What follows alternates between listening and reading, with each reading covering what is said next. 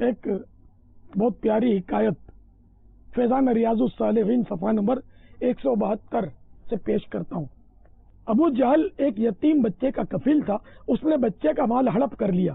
بچے نے غریبوں کے والی، یتیموں کے آقا صلی اللہ تعالی علیہ وآلہ وسلم کی بارگاہ بے کس پناہ میں حاضر ہو کر ابو جہل کے خلاف امداد کی درخواست کی۔ یہ وہ بارگاہ تھی جہاں سے کبھی کوئی خالی ہاتھ نہ لوٹا۔ جو آیا اپنی مرادیں پا کر گیا۔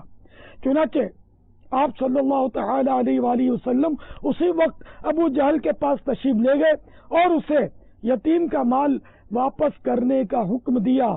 اس نے فوراً ہی بلا چون و چرا تمام مال واپس کر دیا۔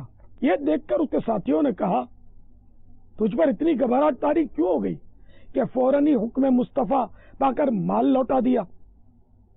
ابو جہل بولا، میں نے ان کے دائیں بائیں انتہائی خطرناک نیزے دیکھے تھے۔ اگر میں ادائیگی سے انکار کرتا تو ضرور مارا جاتا، اسی لیے حکم مصطفیٰ ماننے ہی میں عافیت سمجھی۔ السیرۃ الحلبیہ جلد اول صفحہ 445 سے یہ حکایت لی گئی ہے۔ کافروں پر تیغ والا سے گری برق غضب، ابر آسا چھا گئی ہے بت رسول اللہ کی۔